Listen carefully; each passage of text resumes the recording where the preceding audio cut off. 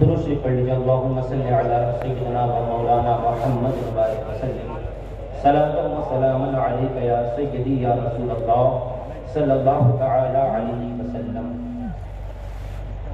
قرآن مقدس میں اللہ رب العزت ارشاد فرماتا ہے فانکحوا ما طاب لکم من النساء مثنی وثلاث ورباع، کہ نکاح کرو تم میں جو پسند آئے عورتیں، دو دو، تین تین، چار چار۔ نکاح آقا دو جہاں صلی اللہ تعالی علیہ وسلم کی وہ عظیم سنت ہے کہ اللہ کے حبیب علیہ الصلوۃ والسلام نے اس کے بارے میں ارشاد فرمایا النکاح من سنتی فمن رغب عن سنتی فلیس منی، کہ نکاح میری سنت ہے اور جو میری اس سنت سے انحراف کرے گا وہ ہمارے طریقے پر نہیں ہے۔ نکاح اس لیے کیا جاتا ہے تاکہ بندہ اپنے نگاہوں کی حفاظت کر سکے، اپنے شرمگاہ کی حفاظت کر سکے۔ اگر نکاح کا مقصد یہ ہے کہ وہ اللہ کے حبیب علیہ الصلوۃ والسلام کی سنت پہ عمل کرے گا، نکاح کے ذریعے اپنے نگاہوں کی حفاظت کرے گا، اپنی شرمگاہ کی حفاظت کرے گا، تو یقیناً اللہ رب العزت اس نکاح کی برکت اسے عطا فرمائے گا، اور نکاح کرنے کی جو فضیلت ہے اللہ وہ فضیلت اسے عطا کرے گا۔ اور اگر نکاح کا مقصد یہ ہے کہ میں اپنی شہوت کو پوری کروں، یقیناً نکاح تو منعقد ہو جائے گا، لیکن جو ثواب اسے ملنا چاہیے تھا اس ثواب سے وہ محروم کر دیا جائے گا۔ اس لیے نکاح اس لیے کیا جائے تاکہ اس کے ذریعے حصول اولاد ہو، تاکہ اس کے ذریعے نگاہوں کی حفاظت ہو، تاکہ اس کے ذریعے اللہ کے نبی صلی اللہ علیہ وسلم کی سنت پہ عمل ہو، تو اس کی برکتیں اللہ آپ کو عطا فرمائے گا۔ اسی لیے مذہب حنفی میں نفل نماز میں مشغول ہونے سے افضل ہے کہ بندہ نکاح کرے۔ نکاح اللہ کے حبیب علیہ الصلوۃ والسلام کی بڑی پیاری سنت ہے۔ نکاح کے ذریعے بہت ساری برکتیں اللہ عطا فرماتا ہے۔ آج اگر کچھ لوگ دولت ان کے پاس ہے تو اس کے باوجود بھی کہتے ہیں کہ کچھ تھوڑا اور کما لے، تھوڑا اور کما لے تاکہ نکاح بہتر انداز میں کیا جائے۔ یاد رہے اگر بندے کی نیت خالص اللہ اس کے رسول کی رضا ہے تو نکاح کے اندر بھی اللہ برکت عطا فرماتا ہے، اس کے رزق میں برکت عطا فرماتا ہے۔ یاد رہے نکاح اس لیے کیا جاتا ہے تاکہ بندہ اپنے نگاہوں کی حفاظت کرے، شرمگاہ کی حفاظت کرے، اور سکون کی دولت سکون کی دولت اسے ملے۔ میرے عزیزوں، آج ماحول کے اندر تبدیلی بڑی تیزی کے ساتھ آ رہی ہے۔ انسان کبھی کبھی ایسا ہوتا ہے کہ مال کو دیکھ کر نکاح کرتا ہے، کبھی ایسا ہوتا ہے کہ حسن و جمال کو دیکھ کر وہ نکاح کرتا ہے، کبھی ایسا ہوتا ہے کہ حسب و نسب کو دیکھ کر نکاح کرتا ہے، کبھی ایسا ہوتا ہے کہ اس کے پاس مال ہے، شادی کر لو مالدار بن جائیں گے، وہ حسب و نسب میں بڑی عالی ہے، اس سے نکاح کر لو تاکہ معاشرے میں اپنا مقام ایک بن جائے، اور وہ حسن و جمال میں بہت ہی بہتر ہے، اس لیے نکاح کر لو۔ میرے عزیزوں، اس بات کو اچھی طرح سے ذہن میں محفوظ کر لو، اگر کوئی بندہ پیسے کے لیے نکاح کرتا ہے، حسب و نسب کے لیے نکاح کرتا ہے، اور حسن و جمال کو دیکھ کر نکاح کرتا ہے، تو اس حوالے سے حدیث شریف کے اندر آتا ہے کہ جس نے پیسے کو دیکھ کر نکاح کیا اللہ رب العزت اس کی محتاجی کو بڑھا دے گا، اور جس نے حسب و نسب کو دیکھ کر نکاح کیا اللہ رب العزت اسے ذلت میں ڈال دے گا، اور جس نے حسن و جمال کی وجہ سے نکاح کیا وہ بہتر طریقہ نہیں ہے۔ اللہ کے حبیب علیہ الصلوۃ والسلام فرماتے ہیں جس نے اپنے نگاہوں کی حفاظت خاطر پاک دامنی کے لیے نکاح کیا تو اللہ رب العزت اس نکاح میں برکت عطا فرماتا ہے۔ نکاح اللہ کے نبی علیہ الصلوۃ والسلام کی وہ عظیم سنت ہے کہ اللہ کے حبیب علیہ الصلوۃ والسلام کی بارگاہ میں ایک صحابی نے عبادت کی اجازت مانگی اور کہا حضور میں نفل ادا کرنا چاہتا ہوں، عبادت کرنا چاہتا ہوں اور نکاح نہیں کرنا چاہتا۔ آقا دو جہاں صلی اللہ علیہ وسلم نے اسے منع فرما دیا کہ ایسا ہرگز نہیں، نکاح میری سنت ہے۔ آج دور ہے نکاح کا، یہاں پر بھی ماحول ہے، ایک دن میں کہیں 2 شادی، کہیں 3 شادی، اس سے زیادہ شادی، لیکن آپ دیکھیں کہ نکاح ہونے کے بعد ماحول کے اندر کتنی تیزی کے ساتھ تبدیلی آ رہی ہے. بات بات میں جھگڑے، بات بات میں جدا ہونے کے فیصلے، بات بات میں الگ ہونے کا معاملہ، یہ ساری چیزیں معاشرے کے اندر پیدا کیوں ہو رہی ہیں؟ جب تک میاں بیوی کے اندر دین کی تعلیم تھی وہ گھر جنت نظر آ رہا تھا، اور جب سے آج نوجوانوں نے دین سے دوری اختیار کر لیا، آقا دو جہاں صلی اللہ علیہ وسلم کی تعلیمات سے دور ہو گئے، تو بات بات میں جدائی کی بات ہوتی ہے، بات بات میں طلاق کی بات ہوتی ہے. اگر بیوی کچھ کہہ دے، اگر بیوی کوئی بات کہہ دے، شوہر ناراض ہو کر مہینوں مہینوں تک نہ فون کرتا ہے نہ بات کرتا ہے، بلکہ بات یہاں تک آ جاتی ہے کہ ہم تمہیں طلاق دینا چاہتے ہیں. ایسا ہو کیوں رہا ہے؟ اس کی وجہ کیا ہے؟ اس کی سب سے بڑی وجہ یہ ہے کہ ہمارے سامنے جس نبی کا ہم میلاد مناتے ہیں اس نبی کی سیرت نہیں ہے. اگر ایک شوہر اپنے بیوی کے حقوق کو جانے اور ایک بیوی اپنے شوہر کے حقوق کو جانے اور دونوں ایک دوسرے کے حقوق کو ادا کرے تو وہ گھر جنت بنتا ہوا نظر آئے گا، گھر کے اندر خوشحالی نظر آئے گی. اور آج وہ لوگ جو تھوڑی تھوڑی باتوں میں چھوڑ دینے کا فیصلہ کرتے ہیں، آج وہ لوگ جو تھوڑی تھوڑی باتوں میں طلاق کی بات کرتے ہیں، ذرا وہ اس بات پر غور کریں، وہ خاتون جس نے آپ کے لیے اپنا گھر چھوڑا، اپنے ماں باپ کو چھوڑے، اپنے بھائی بہن کو چھوڑا، سب کچھ قربان کیا صرف آپ کے لیے، صبح اٹھتی ہے ناشتہ آپ کے لیے تیار کرتی ہے، دوپہر میں کھانا آپ کے لیے تیار کرتی ہے، رات میں کھانا آپ کے لیے تیار کرتی ہے، خدمت کرتی ہے آپ کے ماں باپ کی، سب کچھ آپ کے لیے کر رہی ہے. اور اس کے بعد رات میں جب شوہر بستر پہ آتا ہے، کبھی تھکا ہوتا ہے تو سر پہ تیل لگاتی ہے، پیر دباتی ہے، ہاتھ دباتی ہے. وہ عورت جس نے سب کچھ قربان کر دیا، لیکن تھوڑی سی بات ہو گئی شوہر نے بات بند کر دیا، تھوڑی سی بات ہو گئی مہینوں مہینوں تک فون کرنا بند کر دیا. میرے عزیزوں، کیا یہ نبی کی تعلیم ہے؟ آقا کریم صلی اللہ تعالی علیہ وسلم کی سیرت طیبہ کو آپ دیکھیں کہ حضور نے اپنے ازواج مطہرات سے کس طرح محبت فرمائی ہے، حضور نے اپنی بیویوں کو کس طرح محبت کی ہے. آقا کریم علیہ الصلوۃ والسلام نے معاشرے کا سب سے بہتر انسان اسے قرار دیا ہے جو اپنے گھر والوں میں بہتر ہے. اللہ کے حبیب علیہ الصلوۃ والسلام فرماتے ہیں تم میں سب سے بہتر وہ انسان ہے جو اپنے گھر والوں کے لیے بہتر ہے، اور میں تم میں سب سے بہتر ہوں اس لیے کہ میں اپنے گھر والوں میں سب سے بہتر ہوں. یہ حضور کا فرمان ہے. آج انسان اگر بہتر طلاق دے کر بہتر نہیں ہوتا، بد اخلاقی کے ذریعے بہتر نہیں ہوتا، گھر کے اندر اگر وہ محبت کا پیغام دے، اپنے ماں باپ اپنی بیٹی کو خوش رکھے، معاشرے کا سب سے بہتر انسان وہ کہلاتا ہے.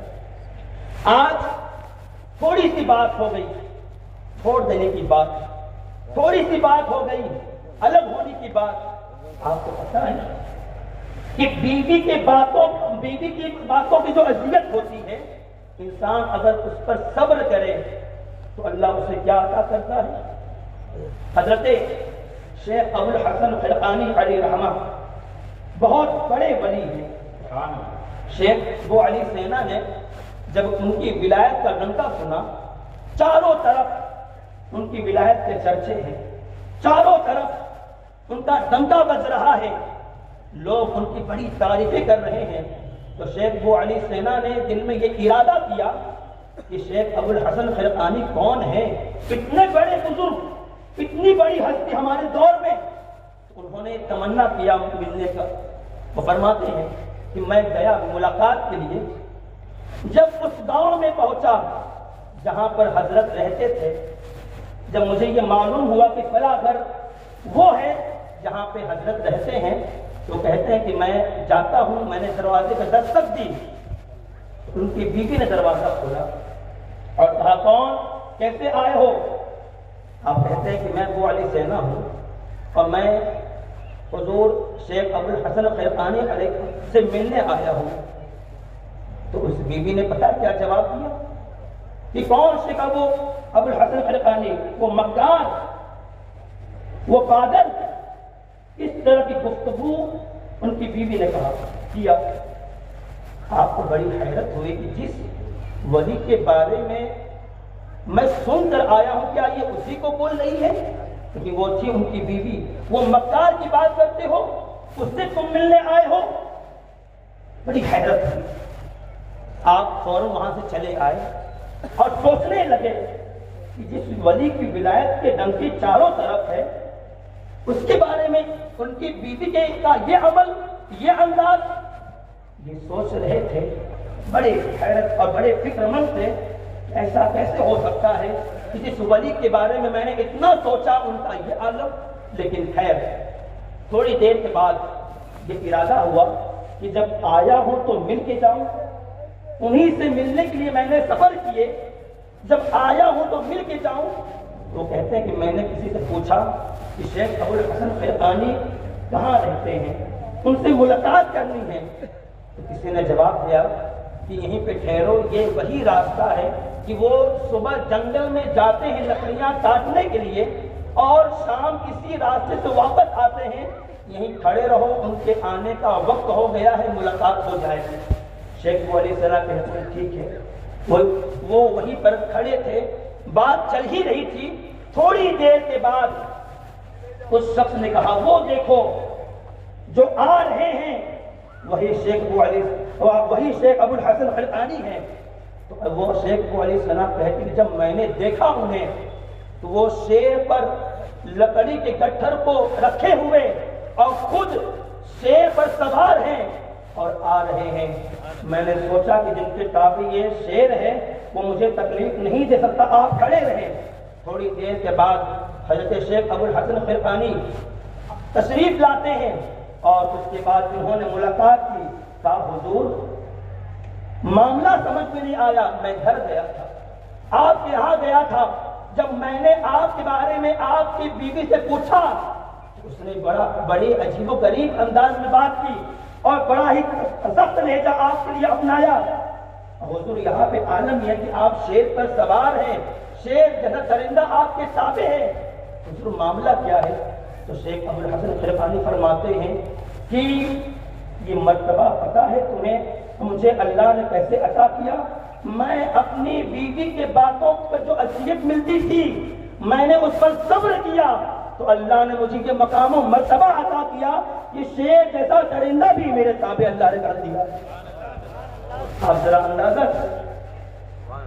اگر ایک بندہ اپنے آقا صلی اللہ علیہ وسلم کی سنت پہ عمل کرے، معاف کرنا سیکھے، تو معاشرے کا سب سے بہتر انسان وہ قرار دیا جاتا ہے۔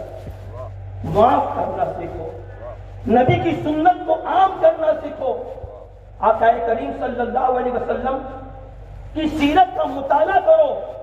آج بات میں جو جھگڑے ہوتے ہیں، ذرا آپ کبھی تو کتاب اٹھا کر دیکھو، کبھی تو اللہ کے اور یہ علماء کی بارگاہ میں آ کر سیکھو کہ حضور نے اپنے ازواج مطہرات کے ساتھ کس طرح زندگی بسر کیا، حضور علیہ السلام نے کیسا انداز اپنایا۔ اللہ کے حبیب علیہ السلام سیدہ عائشہ رضی اللہ تعالی عنہا کے ساتھ آپ کس طرح پیش آتے تھے؟ اگر کبھی وہ گوشت کھاتی، فرماتے عائشہ تم نے کہاں سے کھایا ہے بتاؤ، وہیں سے میں بھی کھاؤں گا۔ کبھی وہ پانی پیتی تو حضور فرماتے عائشہ تمہارے لب کہاں لگے تھے، مجھے وہ جگہ بتاؤ تاکہ میں بھی وہیں سے پانی پیوں گا۔ جب شوہر کا انداز اپنی بیٹی کے ساتھ ایسا ہوگا تو کیا وہ گھر جنت نہیں بنے گا؟ کیا وہ گھر خوشحالی کا ماحول اس میں نہیں آئے گا؟ میرے عزیزوں، نبی کی سنت اور آقا کریم صلی اللہ تعالی علیہ وسلم کی سیرت کا مطالعہ کرو، زندگی سنور جائے گی۔ آج جو شادیوں کا ماحول ہے، اگر وہ لوگ جن کی شادیاں ہونے والی ہیں آقا کریم صلی اللہ علیہ وسلم کی سیرت کا مطالعہ کر لیں کہ حضور کس طرح پیش آتے تھے، سرکار کا طور طریقہ کیا تھا، اور اس کو اپنے اندر پیدا کریں، اللہ رب العزت دونوں جہاں میں کامیابی عطا فرمائے گا۔ دعا کرتے ہیں اللہ رب العزت اپنے محبوب صلی اللہ تعالی علیہ وسلم کے صدقے میں جن کے نکاح ہونے والے ہیں ان کے درمیان محبت عطا فرمائے اور ہمارے عزیز عبد الجبار بھائی کا جو نکاح کل ہونے والا ہے، اللہ ان دونوں کے درمیان محبت عطا فرمائے اور دونوں جہاں میں بڑی برکت عطا فرمائے۔ وما علینا الا البلاغ۔ السلام علیکم ورحمۃ اللہ وبرکاتہ۔ خبر کے چند اشعار گنگنانے کے لیے میرے عزیز حضرت مولانا محمد رضا صاحب علیمی خطیب و امام سلطان الہند مسجد تشریف لا رہے ہیں۔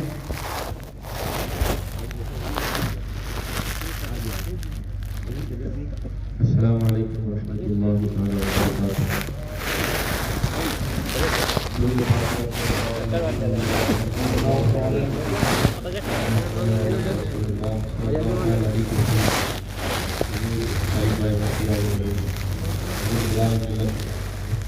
سید سراج ملت صاحب سراج ملت کی شان میں منقبت کے چند اشعار قریب صاحب